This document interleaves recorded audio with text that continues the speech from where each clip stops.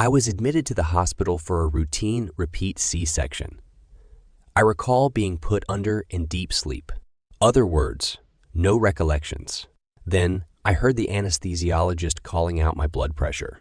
His voice was calm and deliberate. Suddenly, I materialized at the ceiling to the right of my body. I saw my body and knew it was mine. I saw the surgeon. He was listening to some country western music and suturing my body. Beginning from the left, he was progressing to the right. He was Asian, and I found it interesting, his choice of music. Everything was in color. I looked at the body several times and knew it was mine, but I felt complete objectivity with it. I asked, within my own thoughts, if I was hungry or need anything. No, it was wonderful where I was. I had no problems or cares.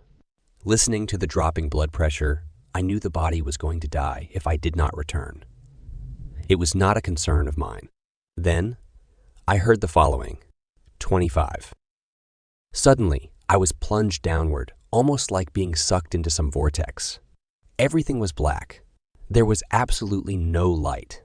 After a while, I saw a distant light. I was curious about the light. I felt myself being moved steadily forward toward the light. When I was about 30-50 feet away, I noticed the light appeared to be flames coming from inside a doorway. There was a dark, ominous figure to the right of the outer doorframe. He appeared evil. His right hand kept beckoning me inward in kind of a rolling hand motion. I became very afraid. Sounds like soul-wrenching screams. Not screams of pain, but screams of pain, but screams of the soul, emitted from the fire behind him. I tried to pull back, but discovered I could not. On either side of me, there appeared soul guides. Their guidance provided the energy that kept me moving forward. I continued to try to pull back, but discovered, as I had no physical form, I had nothing to pull back with. I felt like a huge magnet was steadily pulling me into the room. The fire. I started screaming, "Let me die." I knew I was talking about the impossible. I was asking to let my soul die. Repeatedly, I screamed, "Let me die," as it was preferable to entering the doorway. I knew I was back in my body, but I did not want to be there. I wanted to be in the first place above everything. The doctors and nurses were shaking me and calling me by name. Now I think I had a voice. I kept calling out, "Let me die." I could hear the sounds in the room and knew they were trying to revive me, wanted me to return. Finally, one voice said, "You have a boy." I replied, 18 more years than I can go. The next morning, the anesthesiologist came to my room. He looked deep into my eyes and asked me if there was anything I remembered. I nodded my head up and down. He asked if I wanted to discuss it. I violently shook my head. No. Somberly, he told he would answer any questions for me when I was ready.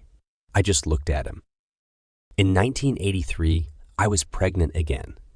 Scared because of my experience in 1981, and afraid they would not get me back to care for my children, I spoke with a doctor.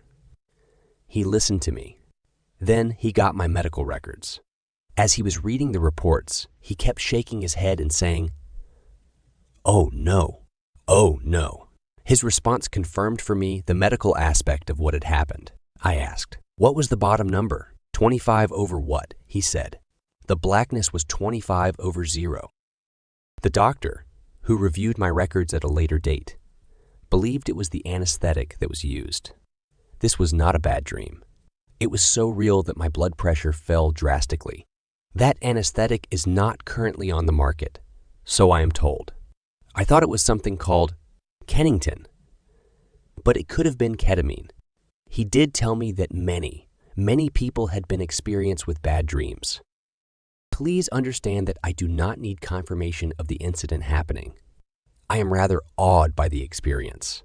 I changed my life tremendously as I became keenly aware of the presence existence of God, and my accountability with Him is very clear.